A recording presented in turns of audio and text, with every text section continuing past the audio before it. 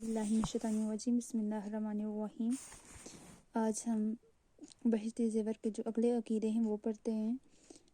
آج ہے ہمارا 19واں عقیدہ۔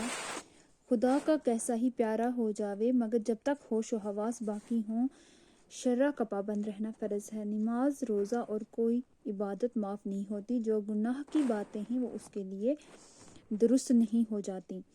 یعنی کہ خدا کا کتنا بھی پیارا ہو جائے لیکن جب تک ہوش و حواس باقی ہو، انسان کے ہوش و حواس اگر باقی ہو، اس پر شرع کی ہر چیزیں فرض ہیں، اس کا پابند رہنا ہم پر فرض ہے۔ ہمیں نماز، روزہ، حج، ہر ایک عبادت کرنی ہے۔ جو گناہ کی باتیں ہیں وہ اس کے لیے درست نہیں، اور جو بھی گناہ کے کام ہیں وہ اس کے لیے صحیح نہیں ہیں۔ عقیدہ 20۔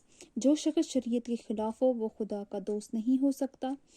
جو بھی شریعت کے خلاف ہو، جو بھی چیز، جو بھی بات، کچھ بھی اگر شریعت کے خلاف کی جائے تو وہ اللہ کا دوست نہیں ہوتا۔ اگر اس کے ہاتھ سے کوئی اچھمبے کی بات دکھائی دیوے یا تو وہ جادو ہے یا نفسانی اور شیطانی دھندا ہے، اسے عقیدہ نہ رکھنا چاہیے۔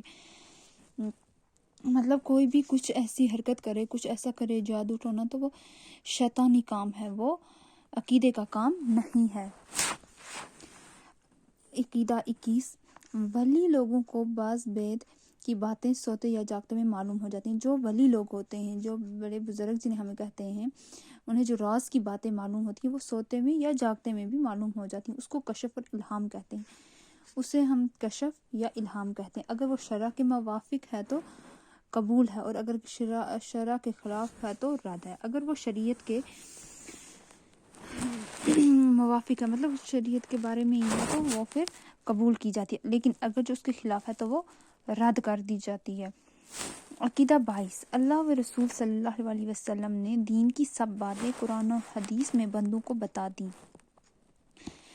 جو اللہ و رسول صلی اللہ علیہ وسلم کی باتیں ہیں، دین کی سب باتیں قرآن اور حدیث کے ذریعے اپنے بندوں کو بتا دی ہیں۔ اب کوئی نئی بات دین میں نکالنا درست نہیں، لیکن اگر کوئی اور کوئی بات نکالتا ہے نئی دین میں تو وہ ٹھیک نہیں ہے، صحیح نہیں ہے۔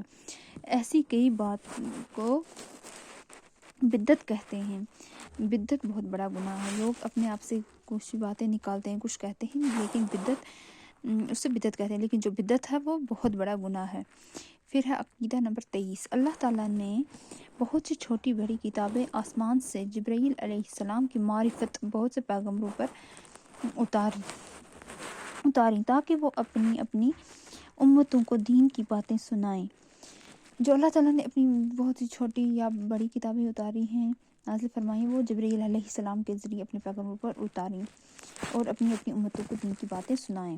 ان میں 4 کتابیں بہت مشہور ہیں۔ جو ہیں ان میں سے جو 4 کتابیں ہیں وہ زیادہ مشہور ہیں۔ ان میں ہے توریت، پہلی حضرت موسیٰ علیہ السلام، دوسری زبور حضرت داؤد علیہ السلام، تیسری انجیل حضرت عیسیٰ علیہ السلام کو، اور چوتھی اور آخری کتاب قرآن مجید حضرت محمد صلی اللہ علیہ وسلم کو۔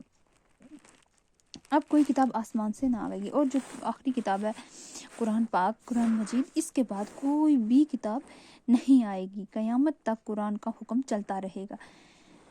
جو بھی قرآن میں لکھا ہے یہ قیامت تک، آخرت تک یہی چلتا رہے گا۔ دوسری کتابوں کو گمراہ لوگوں نے بہت کچھ بدل ڈالا، لیکن جو دوسری کتابیں تھیں، توریت، زبور، انجیل یا اور ان کے بغیر کتابیں تھیں، ان کو لوگوں نے اپنے کچھ الفاظ رد بدل کر کے ڈالے، لیکن مگر قرآن مجید کی نگہبانی کا اللہ تعالیٰ نے وعدہ کیا ہے، اس کو کوئی نہیں بدل سکتا۔ لیکن قرآن مجید کی حفاظت، اس کی نگہبانی کا اللہ تعالیٰ نے خود وعدہ کیا کہ میں اس کی خود وہ کروں گا نگہبانی، اس لیے اس کو کوئی بدل نہیں سکتا ہے۔ اس میں بھی ہمیں عقیدہ ہونا چاہیے کہ قرآن پاک کے بعد کوئی کتاب نہیں آئے گی، اور ہمارے پیغمبر ہے آخری حضرت محمد صلی اللہ علیہ وسلم، ان پر نازل ہوئی ہے، اور نہ ان کے بعد کوئی نبی آئے گا۔ ہمارے پیغمبر صلی اللہ علیہ وسلم کو جن مسلمانوں نے دیکھا ہے ان کو صحابی کہتے ہیں۔ جو لوگ جنہوں نے حضرت محمد صلی اللہ علیہ وسلم کو دیکھا ہے ان کو صحابی کہتے ہیں۔ ان کی بڑی بڑی بزرگیاں آئی ہیں، ان سب سے محبت اور اچھا گمان رکھنا چاہیے۔ ہمیں ان سے محبت، پیار اور اچھا گمان رکھنا چاہیے۔ ان لوگوں سے، کن سے؟ صحابہ سے۔ اگر ان کے آپس میں کوئی لڑائی جھگڑا سننے میں آئے تو اس کو بھول چوک سمجھے۔ اگر کبھی انسان سنتا ہے کوئی ان کے درمیان کوئی جھگڑا ہوا کچھ ہے، لیکن اس کو ہمیں بھول چوک سمجھے، مطلب ان کے درمیان کوئی نوک جھوک ہوئی ہوگی، کچھ ہوا ہوگا ایسے، ان کی کوئی برائی نہ کریں اور ان کے بارے میں کوئی برائی نہیں کرنی ہے۔ ان سب میں سب سے بڑھ کر 4 صحابی ہیں۔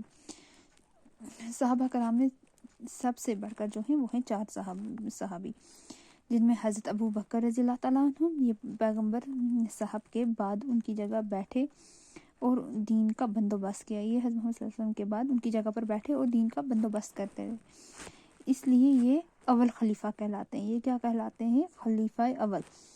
تمام امت میں یہ سب سے بہتر ہیں، جو امت محمد صلی اللہ علیہ وسلم ہے اس میں یہ سب سے بہتر ہیں۔ ان کے بعد حضرت عمر رضی اللہ تعالیٰ عنہ یہ دوسرے خلیفہ ہیں، یہ دوسرے نمبر کے خلیفہ ہیں۔ ان کے بعد حضرت عثمان رضی اللہ تعالیٰ عنہ یہ تیسرے خلیفہ ہیں۔ ان کے بعد حضرت علی رضی اللہ تعالیٰ عنہ یہ چوتھے خلیفہ ہیں۔ یہ 4 خلفاء ہیں۔ عقیدہ نمبر 25، صحابی کا اتنا بڑا رتبہ ہے کہ بڑے سے بڑا ولی بھی ادنا درجہ کے صحابی کے برابر مرتبہ میں نہیں پہنچ سکتا، یعنی کہ جو صحابی ہیں ان کا بہت بڑا رتبہ ہے، یعنی کہ جتنا کوئی بڑے سے بڑا ولی بھی ہوگا وہ ادنا درجے کے صحابی، مطلب جو چھوٹے سے چھوٹا صحابی ہوگا اس کے مرتبہ کے برابر بھی نہیں پہنچ سکتا۔ عقیدہ نمبر 26، پیغمبر صاحب کی اولاد اور بیویاں سب تعظیم کے لائق ہیں، مطلب ان کی ہمیں عزت کرنی ہے، جو بھی حضرت محمد صلی اللہ علیہ وسلم کی اولاد اور بیویاں ہیں۔ اور اولاد میں سب سے بڑا رتبہ حضرت فاطمہ رضی اللہ تعالیٰ عنہا کا ہے، جو بڑا رتبہ ہے وہ ہے حضرت فاطمہ رضی اللہ تعالیٰ عنہا کا، ان کی اولاد میں۔ اور بیویوں میں حضرت خدیجہ رضی اللہ تعالیٰ عنہا اور حضرت عائشہ رضی اللہ تعالیٰ عنہا کا، اور جو ان کی بیویاں ہیں ان میں حضرت خدیجہ اور حضرت عائشہ رضی اللہ تعالیٰ عنہا کا درجہ بڑا ہے۔ عقیدہ نمبر 27، ایمان جب درست ہوتا ہے کہ اللہ و رسول صلی اللہ علیہ وسلم کو سب باتوں میں سچا سمجھے اور ان سب کو مان لے۔ اللہ و رسول صلی اللہ علیہ وسلم کو کسی بات میں شک کرنا یا اس کو جھٹلانا یا اس میں عیب نکالنا، اس کے ساتھ مذاق اڑانا، ان سب باتوں سے ایمان جاتا رہتا ہے۔ ہمیں جو ایمان ہے وہ تب درست ہوتا ہے جب ہم اللہ اور اس کے رسول صلی اللہ علیہ وسلم کی باتوں کو سچا سمجھتے ہیں اور مانتے ہیں، لیکن اگر ہم انہیں شک کی نگاہ سے دیکھیں گے، اللہ کو یا حضرت محمد صلی اللہ علیہ وسلم کی باتوں کو یا جھٹلائیں گے یا کوئی عیب نکالیں گے یا مذاق اڑائیں گے، کچھ بھی ایسی ویسی باتیں کہیں گے، تو وہ ہمارا ایمان جاتا رہے گا۔ اللہ بچائے۔ اللہ ہم سب کو ایمان پر چلنے کی توفیق عطا فرمائے، آمین ثم آمین۔ اسی طرح سے ہمارا 28واں عقیدہ ہے قرآن اور حدیث کے کھلے کھلے مطلب کو نہ ماننا اور اینچ پینچ کر کے اپنے مطلب بنانے کو منع گڑنا بددینی کی بات ہے۔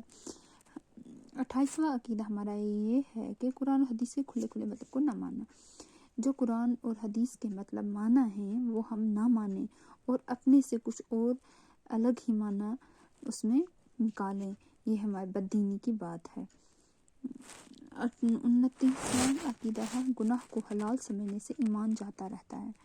گناہ کو، جو بھی گناہ ہوگا، اگر اسے ہم حلال سمجھیں، ہم ٹھیک سمجھیں، سچا سمجھیں، تو ہمارا ایمان جاتا رہے گا۔ اللہ ہمیں ان لوگوں میں سے نہ رکھے کہ ہم ایمان ہمارا جس میں کہ ہمارا ایمان جائے۔